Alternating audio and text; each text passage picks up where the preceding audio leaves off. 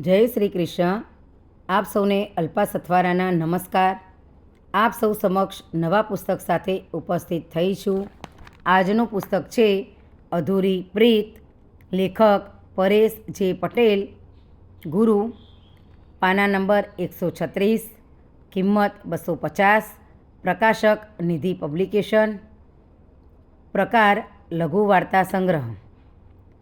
લેખક પરિચય: પરેશ જે પટેલ, જે ગુરુના ઉપનામથી જાણીતા છે, ગુજરાતી સાહિત્ય પ્રત્યે ઊંડો લગાવ ધરાવતા સર્જક અને શિક્ષક તરીકે ઓળખાય છે. લણવા ગામના વતની છે. હાલ ગોરાડ પ્રાથમિક શાળામાં મુખ્ય શિક્ષક તરીકે ફરજ બજાવે છે. તેમની કલમ માનવીય સંવેદનાઓ, જીવનની વાસ્તવિકતાઓ અને લાગણીઓની ઊંડાણપૂર્વક અભિવ્યક્તિ કરે છે. તેમણે વેદના, ચક્રવ્યૂહ, અધૂરી પ્રીત નામે 3 લઘુ વાર્તા સંગ્રહો રચ્યા છે. પુસ્તક વિશે: દરેક પ્રેમ કહાણી મંજિલ સુધી નથી પહોંચતી, પણ મંજિલ ન મળે એટલે પ્રેમનો અંત નથી આવતો. ક્યારેક અધૂરાપણું જ પ્રેમની સૌથી મોટી તાકાત બની જાય છે. અધૂરી પ્રીત એવા હૃદયની વાર્તાઓ છે જેમાં પ્રેમમાં ખાલીપો મળ્યો. પ્રેમમાં પૂર્ણતા કદાચ નસીબની વાત છે, પણ અધૂરાપણામાં જે ઊંડાણ છે તે આ વાર્તાઓનું ભાથું છે. પ્રેમ એટલે માત્ર પામવું નહીં, પણ જેને ચાહીએ છીએ તેના માટેનું સમર્પણ. અધૂરા રહી ગયેલા સંબંધોનો મીઠો અહેસાસ. આ બધું આ વાર્તા સંગ્રહનો મુખ્ય સૂર છે. આ પુસ્તકનું નામ ભલે અધૂરી પ્રીત હોય, પણ એમાં સમાયેલી સંવેદનાઓ સંપૂર્ણ છે. બધી જ વાર્તાઓનો અંત સુખદ નથી હોતો, પણ દરેક અધૂરી વાર્તાનો અહેસાસ કાયમી હોય છે.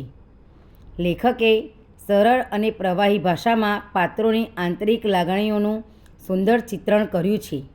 વાર્તામાં પ્રેમ સાથે વિશ્વાસ, સંબંધોની નાજુકતા, સમયના બદલાતા સંજોગો અને જીવનના કડવા મીઠા અનુભવોનું પણ અસરકારક નિરૂપણ જોવા મળે છે. કથાના સંવાદો સ્વાભાવિક લાગે છે. વાચકને પાત્રો સાથે ભાવનાત્મક રીતે જોડે છે. પુસ્તકની સૌથી મોટી વિશેષતા એ છે કે તે વાચકને પોતાની જિંદગીના કોઈક અધૂરા સંબંધ કે યાદ તરફ વિચારવા મજબૂર કરે છે. પ્રેમ માત્ર મેળવવાનું નામ નથી, પરંતુ ક્યારેક ગુમાવ્યા પછી પણ તેને સન્માનપૂર્વક યાદ રાખવાનું નામ છે. પુસ્તકની વિશેષતા: સરળ અને હૃદયસ્પર્શી ભાષા, પ્રેમ, વિરહ અને લાગણીઓનું જીવંત ચિત્રણ, ભાવનાત્મક અને વિચાર પ્રેરક કથાવસ્તુ, અંત સુધી વાચકની ઉત્સુકતા જાળવી રાખે છે. અધૂરી પ્રીત એ માત્ર પ્રેમ કથા નથી, પરંતુ જીવનમાં અધૂરા રહી ગયેલા સંબંધો અને તેમની યાદોની સંવેદનશીલ સફર છે.